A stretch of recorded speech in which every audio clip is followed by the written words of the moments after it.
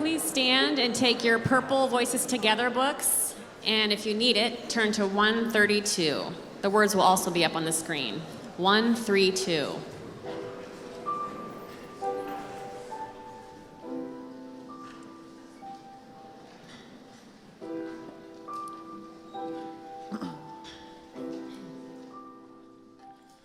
Flow to you, flow to you. Let the river of my worship flow to you. Lord, I pray in all I do. Let the river of my worship flow to you. Like streams in the valley, swell with the rain. May the songs of my heart rise to bless your name and flow to you, flow to you. Let my worship flow to you.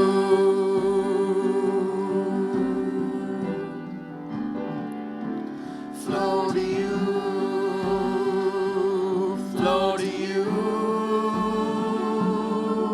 Let the river of my worship flow to you. Lord, I pray in all I do. Let the river of my worship flow to you.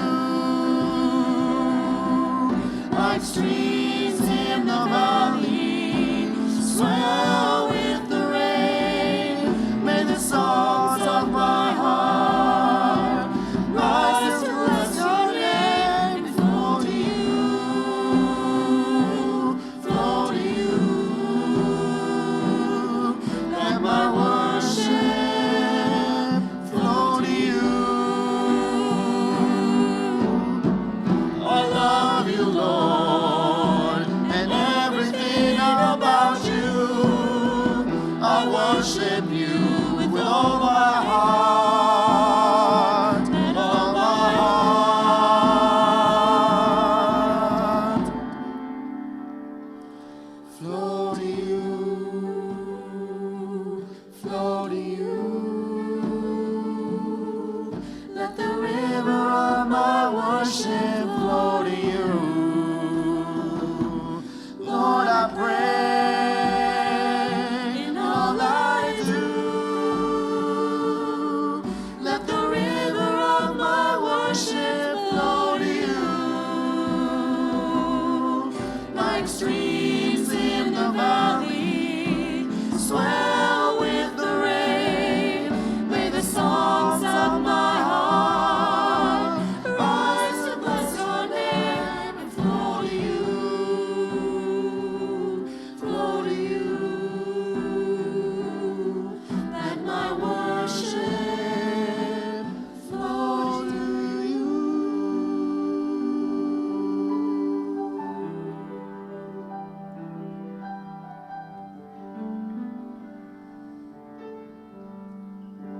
You may be seated.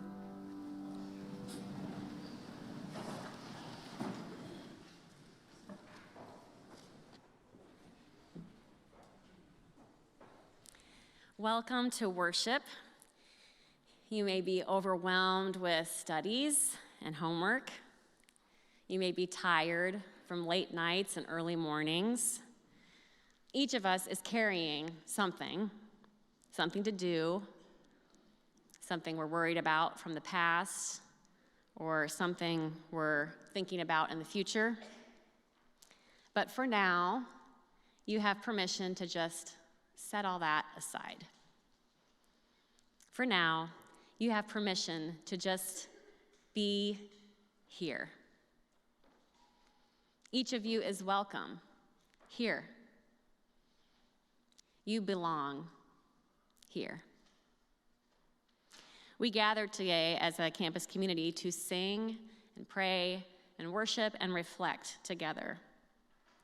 So today's chapel is all about love. What is love? We all use this word. We use it often and in many different ways. He loves watching football. They love ice cream. She loves her spouse. I love that song. So what kind of love are we talking about today? Well, one of the ways we walk together as a campus community is by loving each other, loving God, and loving ourselves. So it's easy to love someone who's just like me, and I know it's easy to love myself when I do well, and we can be more sure of our love for God when times are good. But what does it look like to love my neighbor when they have a different belief than I do? Or when my neighbor is hurting or in pain? What does love look like for myself when I don't do well in a game or in a performance or on a test? What does loving God look like when God feels far away or silent? After a time of singing, our speakers today are going to reflect on these questions. So Andrew Hartzler, accounting professor, is going to share about loving God. And then Luke Kreider, professor of religion and sustainability, will share about loving our neighbor. And then Aja Ellington, director of diversity, equity, and inclusion, will talk about what it means to love ourselves. Let's pray.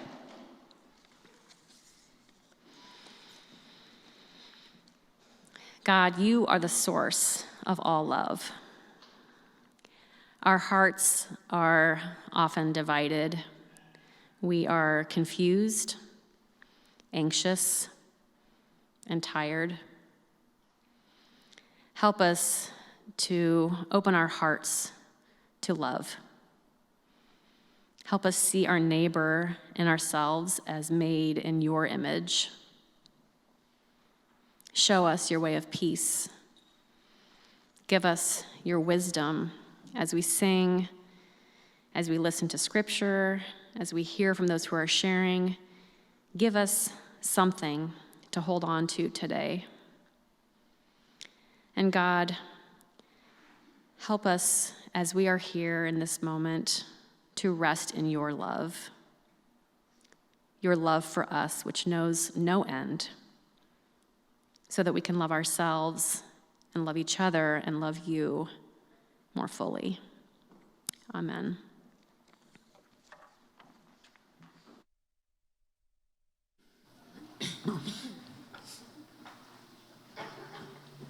Please stand again. God be the love. If you need the book, it's number 43. Number 43.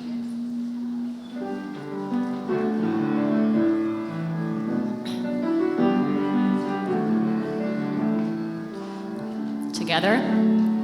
God be the love to search and keep me. God be the prayer to move my voice. God be the strength to now uphold me. Oh, Christ surround me. Oh, Christ surround me. Bind to myself the name of holy, great cloud of witnesses enfold, prophets, apostles, angels witness. Oh, Christ surround me. Oh, Christ surround me. Brightness of sun and glow of moonlight, flashing of lightning, strength by wind, depth of the sea to soil the planet. Oh, Christ surround me. Oh, Christ surround me. Walking behind to them my journey, going ahead to light my way, and from beneath, above, and always. Oh, Christ surround me. Oh, Christ surround me. Christ in the eye of all who see me, Christ in the ear my voice, Christ in the hearts of all who know me. Oh, Christ around me. Oh, Christ around me.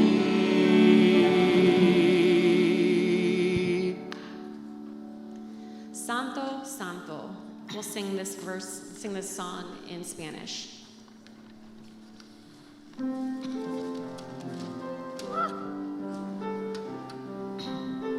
Number 136, if you need it.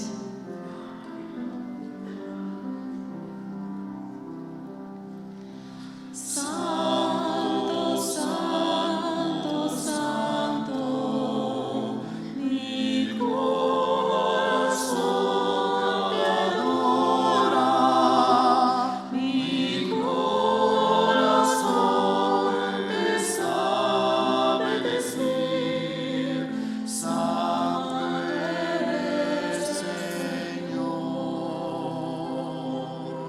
Santo, Santo, Santo, mi corazón te adora, mi corazón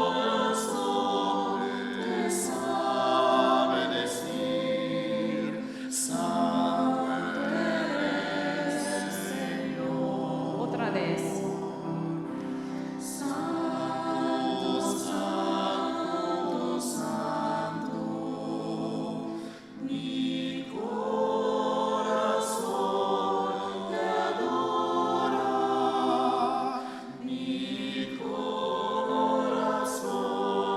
te sabe decir, Santo eres, Señor. You may be seated.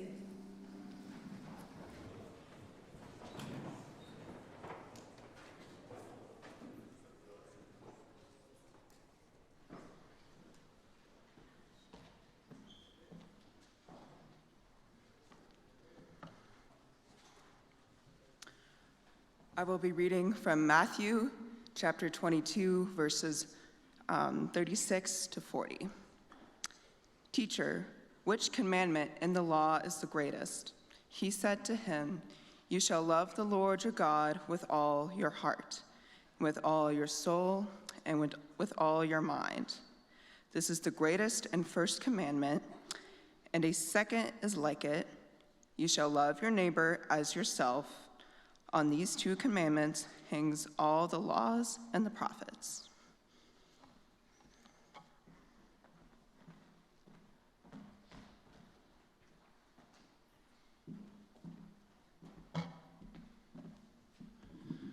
Morning.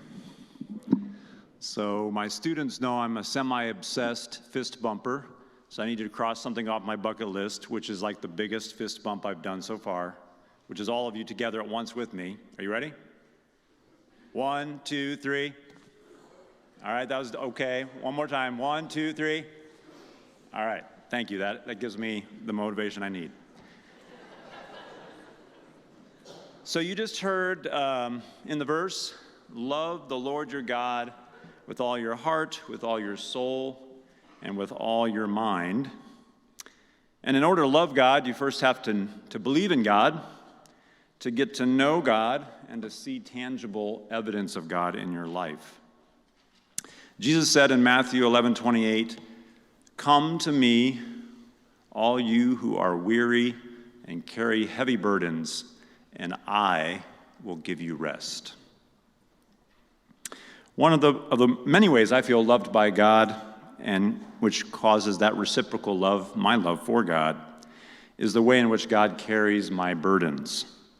At this stage of the semester, or perhaps at this stage of your life, many of you, including students and faculty and staff, may be carrying heavy burdens. You can probably feel them right now, like weighing on you. I'd like to tell all of you who are students that once college is done, everything's great, no more burdens, all is good. That's just not how life works, sorry.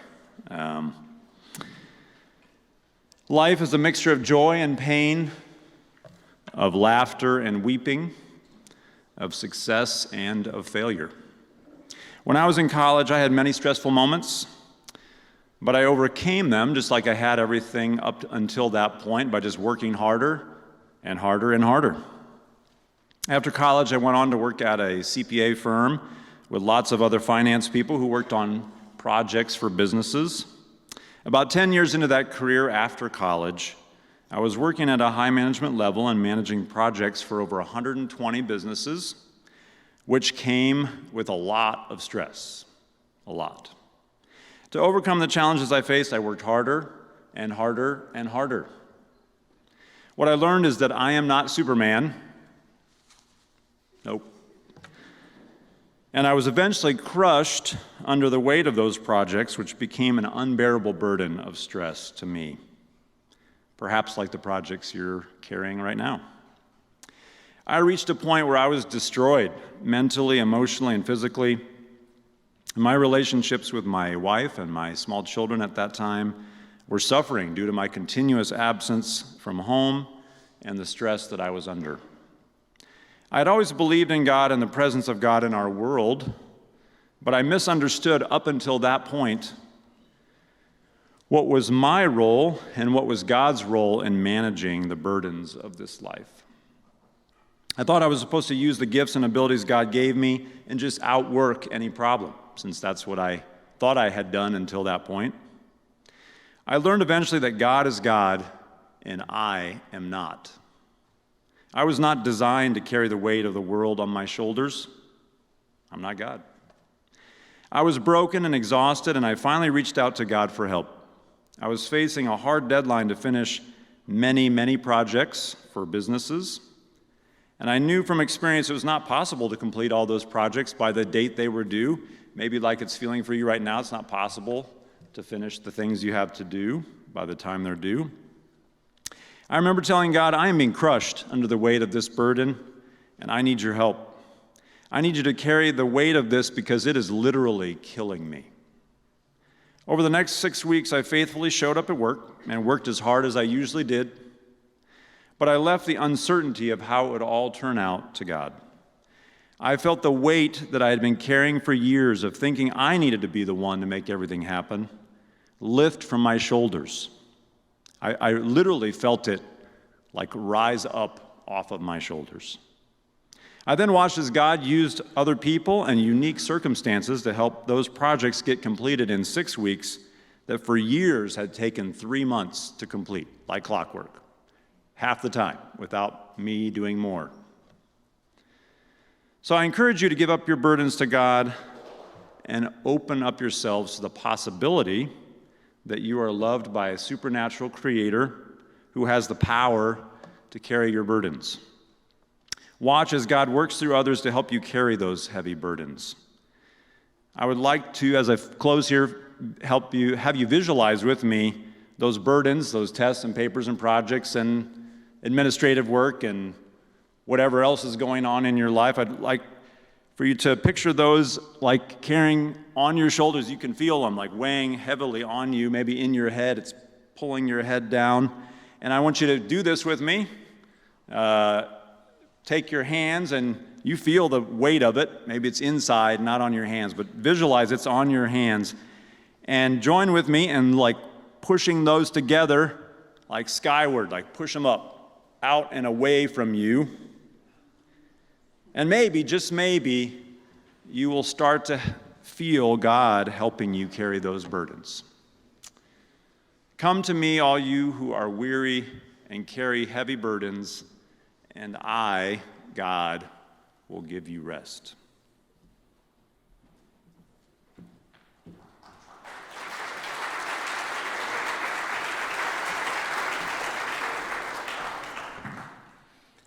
Morning, everyone.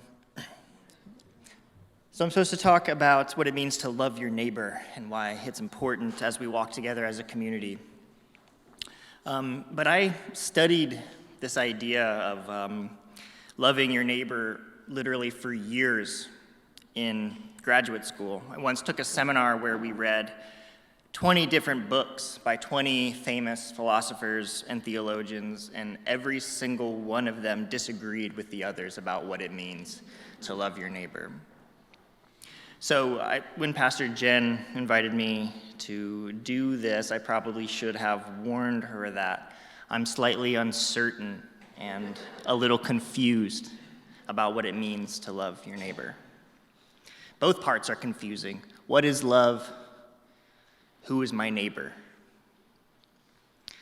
In the first week of that seminar, we read an old famous philosopher who said that the purest form of love is love of the dead. I was like, what? The purest form of love is love of the dead. I think the idea was supposed to be that love is supposed to be unconditional, no strings attached. So love for the dead was pure because the dead don't love us back. We expect nothing. We get nothing in return. Plus, the dead make no demands.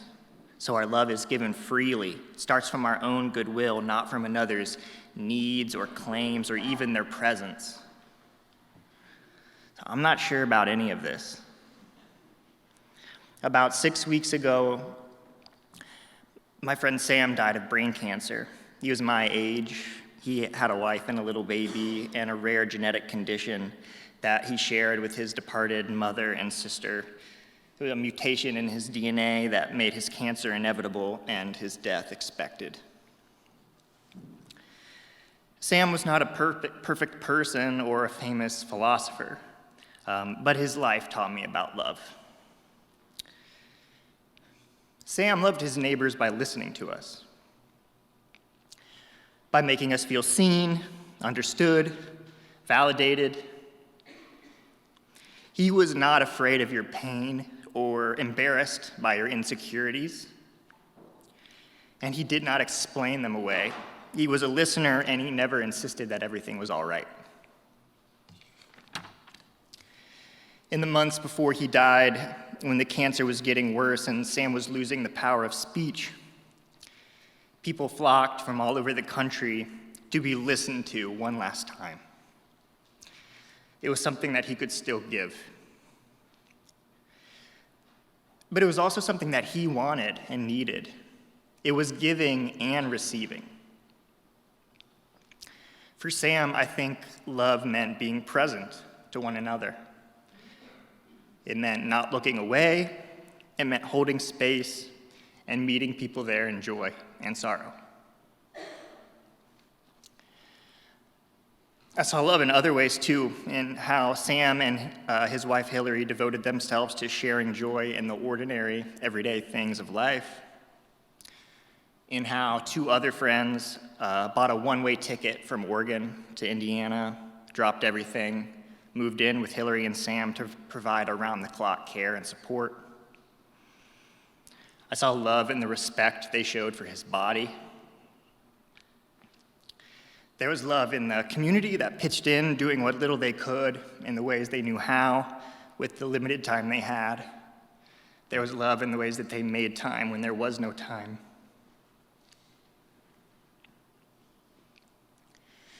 Hillary and Sam showed the rest of us love by telling us openly and clearly what they needed, by asking for help or telling us when to leave them alone. And do we still love him now that he's gone? Of course, and that love is more than a feeling. It's a way of living that honors his life and honors what he wanted for us, which was to connect, to listen, to make space for each other. And anyways, I'm not convinced that that old famous philosopher was right, that the dead don't love us back. So is this love for the dead, the purest form of love? I don't like that question. I don't want a hierarchy of love. And I don't like the quest for purity. There are many ways to love. Most of them are ordinary things. We love uncertainly. We love imperfectly. We learn from others. We teach them with our own ways of loving, which are just our unique ways of walking with one another, listening, making space, being present in joy and sorrow, when things are okay and when they're not.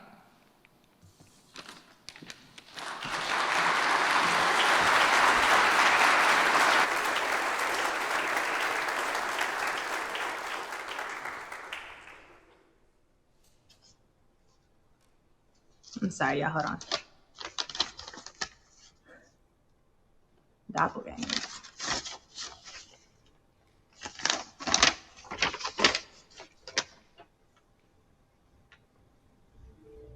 Dear Doppelganger. Doppelganger? Me? Yes, you. It's been a long time since we've spoke. You too busy these days. You know, sometimes I feel like you too busy for me, but I could just be overthinking. If I'm being honest, you make me feel like you don't love me, and I don't like that. You shy away from me even though I only want what's best for you. I really wanted to write you this letter, to check in. So I hope that I'm not coming across rude or you're not taking offense, but that you listen to understand. Because I'm noticing some things. And I told myself, I need to hold you accountable. I'm not sure what's going on in your life because you won't open up to me. Of all people, you won't open up to me. I want to take this time to discuss the foundations of self-love. And if any of this resonates with you, any of it, then this letter isn't a waste of either of our time. What is she talking about? I love myself. You see, you have strengths, you have weaknesses. Welcome to being human. You're imperfect.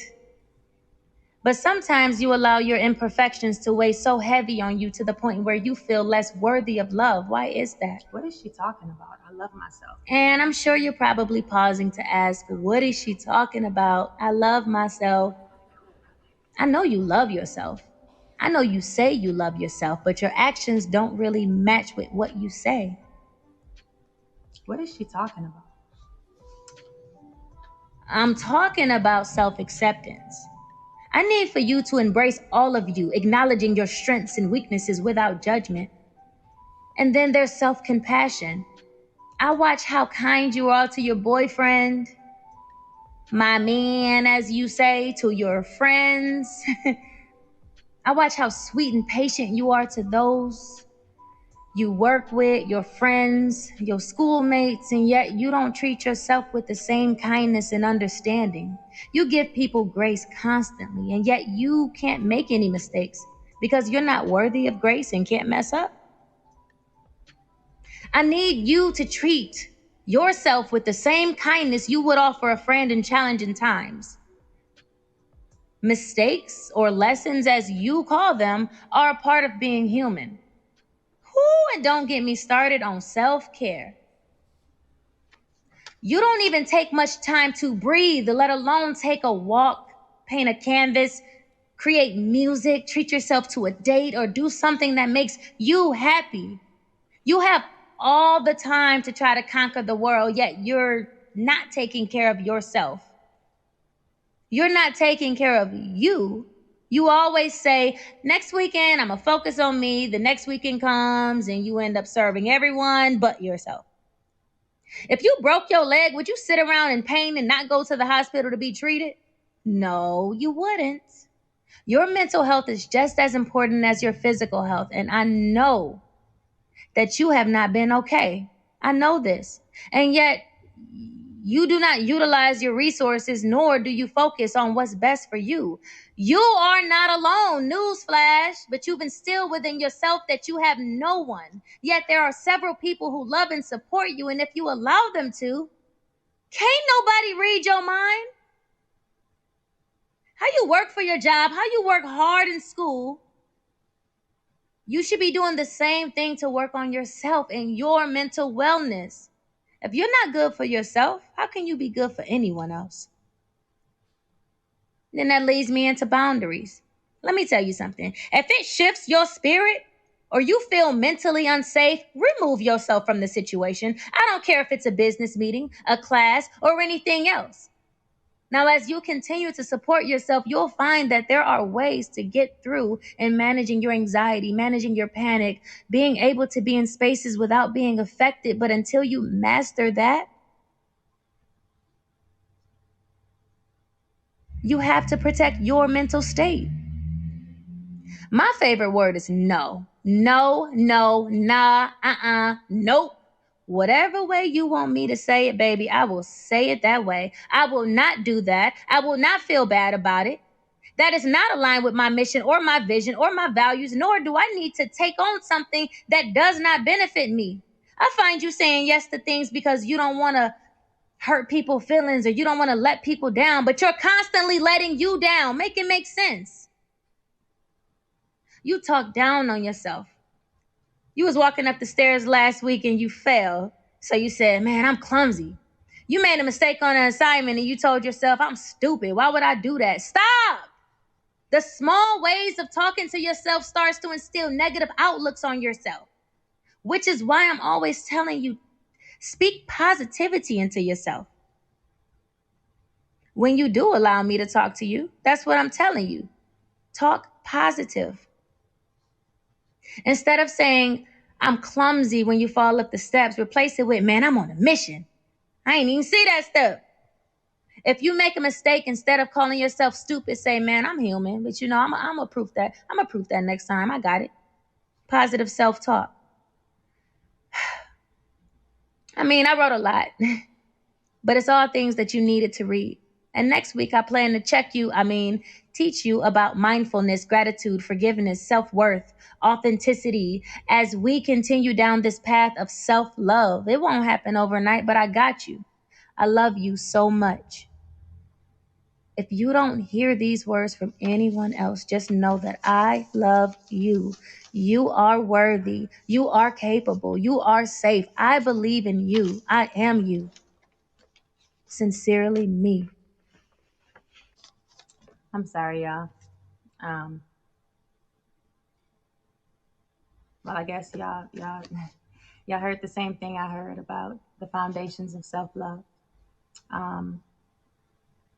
It's funny how I ended up being on the video with y'all when this letter from me to me came to myself.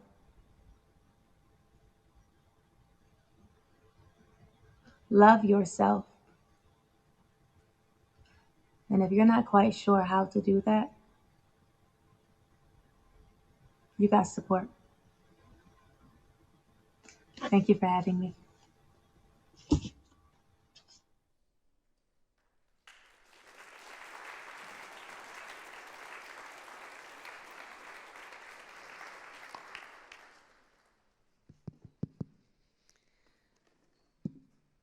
We're going to have a closing song. May you be rooted and grounded in love. Number 396. Number 396. Let's stand to sing this together.